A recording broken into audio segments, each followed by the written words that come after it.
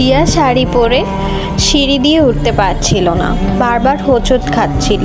হঠাৎ করে পড়ে যেতে নিলেই আমি দ্রুত ধরে ফেললাম, এক প্রকার পাজা করে নিয়ে ওকে সিঁড়ি বেয়ে উঠতে থাকলাম। ওর দিকে তাকানোর সাহস অবধি পাচ্ছিলাম না।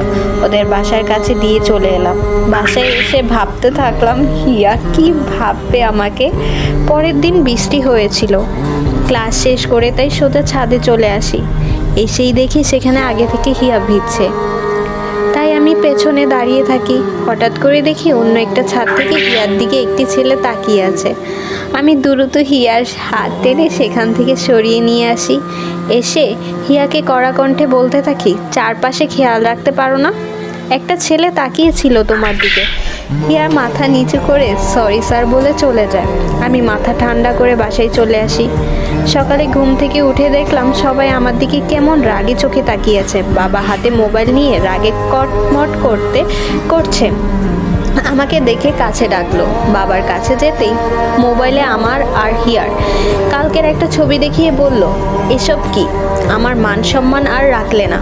আমি কিছুই বুঝতে পারছি না, কখন কে কিভাবে ছবি তুললো কিছুই বুঝতে পারলাম না। এসব নিয়ে ভাবতে ভাবতে বাবা আবার আরেকটি শক দিল। বলল, রেডি হয়ে নে, তোর বিয়ে। আমি অবাক হয়ে জিজ্ঞেস করি, কার সাথে? বাবা চোখ বড় বড় করে বলল, যার সাথে ছবি দেখালে তার সাথেই। বলেই বাবা উঠে চলে গেল। সন্ধ্যার দিকে বিয়ে হয়ে গেল। কি থেকে কি হয়ে গেল কিছুই বুঝতে পারছি না। হিয়া বইয়ের সাজে আমার রুমে বসে আছে। ভেতরে যাওয়ার সাহস পাচ্ছি না। লম্বা একটি শ্বাস নিয়ে ভেতরে চলে এলাম। হিয়া থেকে দূরত্ব রেখে বসে বলতে লাগলাম, কি হলো আসলে? আমি কিছুই বুঝতে পারছি না। আমি এত চিন্তার মধ্যে আছি।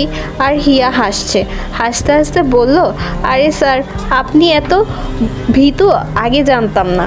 আমাকে ভালোবাসেন কিন্তু কখনো বলতেই পারেননি। তাই তো আমি ছোট একটা নাটক করেছিলাম। যে ছবি তুলেছিল সে আমার বন্ধু ছিল। হিয়ার কাছ থেকে কথাগুলো শুনে প্রচণ্ড অবাক হওয়ার সাথে সাথে খুশিও হয়েছিলাম। আল্লাহর পরিকল্পনা সবচেয়ে উত্তম। যাকে এতদিন দূরে থেকে শুধু ভালোবেসে গেছি, আর সে আমার হয়ে গেল।